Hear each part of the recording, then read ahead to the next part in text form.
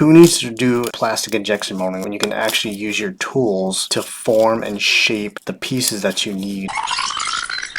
Cool little trick here.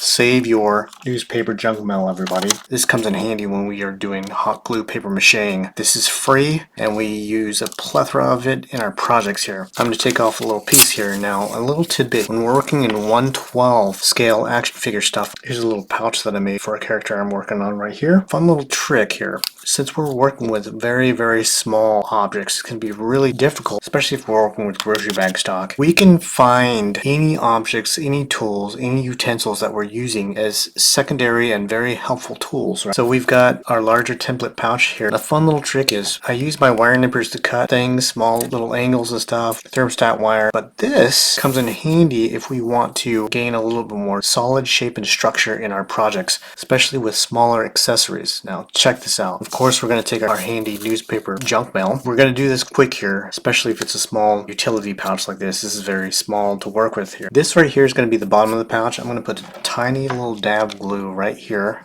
just to get us started here. I'm going to take my newspaper, quickly smash it right on there. We're going to go ahead and flip this back, take our wire nippers and get these ready here because this is really cool. I'm going to go ahead and hot glue paper mache the back side of this little pouch. I'm going to flip the newspaper over. I'm going to put our handle right onto the edge line here and I'm going to use that as a guide. And while it's drying, I'm going to go ahead and fold and mold this little pouch around this little handle because I know that this is the shape that I want. As I've been talking, this glue has already dried, right? It's hard as plastic. A cool, simple, cheap, and free way of kind of doing this cardboard injection molding.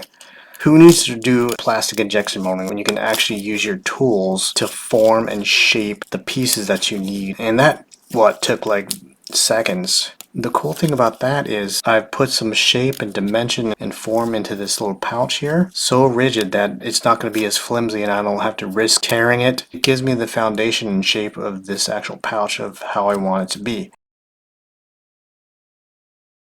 And now I know that this is going to be black. I'm going to go ahead and color it black. Dirty black fingers because I'm coloring a black Sharpie, everybody. Coloring and creating is a dirty business, everybody. That's where the Cat 5 cable is going to go to attach it to the other part of the leg here.